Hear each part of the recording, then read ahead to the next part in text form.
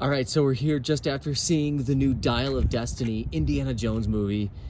This was awesome. All right, so Hudson, what is your feedback? So, I felt like the movie... Okay, there are spoilers ahead, so if you don't want to hear any spoilers, you can skip to the end of the video. Yeah. And if you want to go see the video at the theater... Right there. Either go to Regal or go to some other... Cinemark or any of the other theaters. any of the other ones that have it. So what was so good about this movie? Honestly... Because you're talking it up like it's the best ever Indiana Jones movie. Well, here's the thing. We got Raiders of the Lost Ark when he opened... what was the guy's name? He had the... I don't know. Whatever. He looked like Waldo, but with like a weird black Indiana Jones hat thing. Yep. I don't know. Whatever. He opened it up and then his face melted off. Then the next movie, Temple of Doom.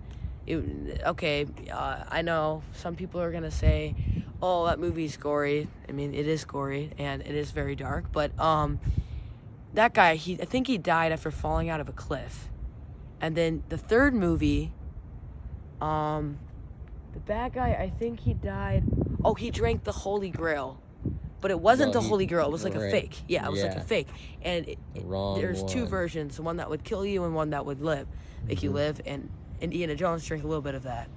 And also the bad saved guy his dad. died. But then I'm going to hate to bring up the worst Indiana Jones movie ever. But the next movie is Crystal Skull, which everybody hates. Mainly... this is the only Indiana Jones movie I haven't seen. It's very skippable if you want to go see the Crystal Skull movie. One. Yeah. All right. So what about the new movie? Let's get the lowdown on the newest one. Well, okay. Indiana Jones. I do not need to bring up the fourth movie, Death. Yeah. But yeah, it's kind of stupid. A little bit of tie back. It just kind of fades away from an alien. Dial of Destiny that his son died in the war. They tried to kind of like get rid of the events in the last movie, make it feel like it never happened. Okay. Yeah.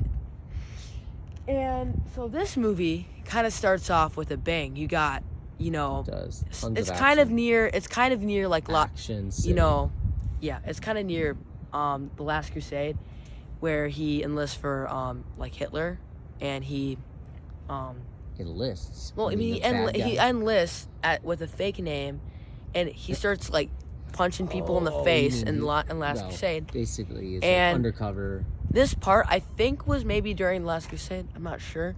But the beginning of the movie basically has where he's being, like, he got, like, kidnapped or something by...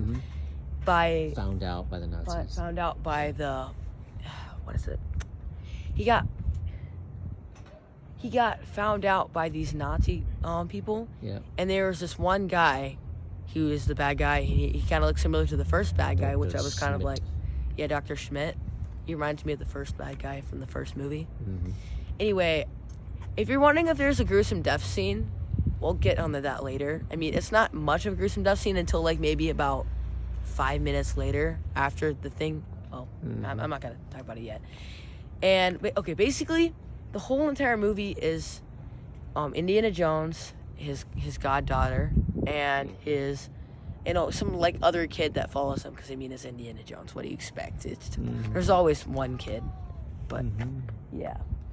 And so, what were the top highlights of this movie?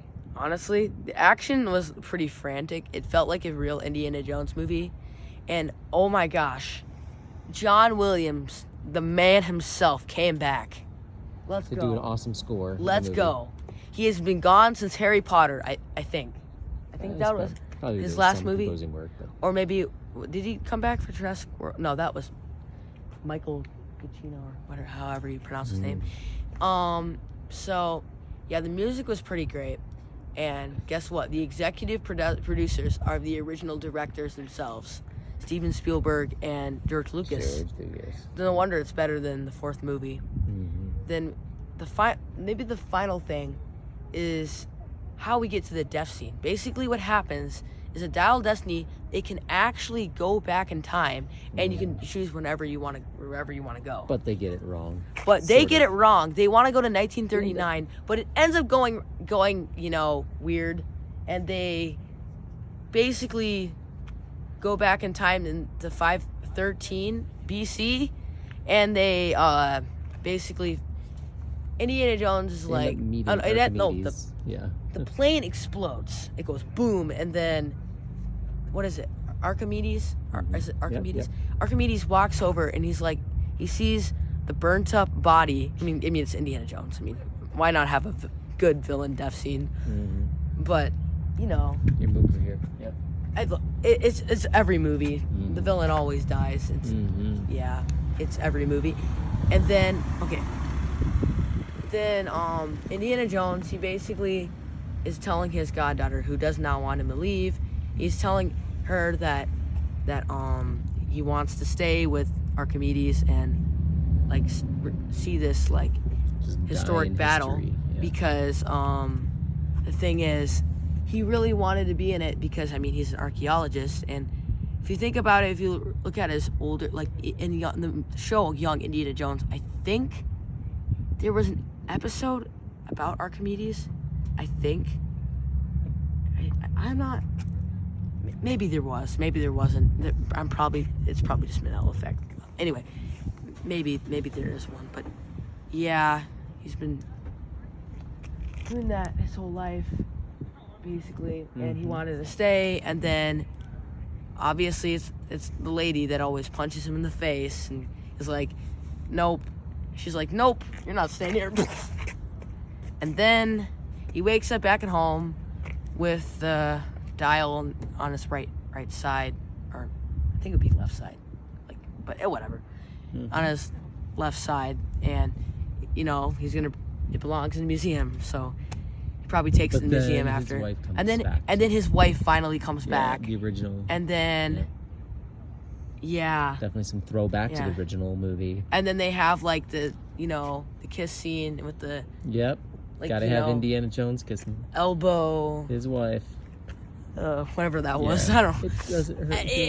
And then they kiss, and then everything's fine. You hear the classic John Williams music, and then you see his hat his hat like hung up on a thing, and he grabs it, and then the whole movie goes black. So basically, thank you for this review, man. Yeah, and the movie was.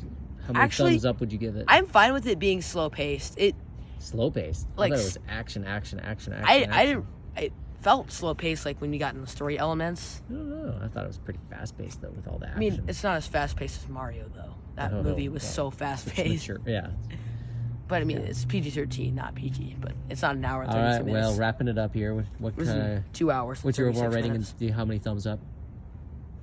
Can you do this? Okay, ready, set. Well, maybe 1 out, because there was a little bit more language than the older ones. But it was good. Okay.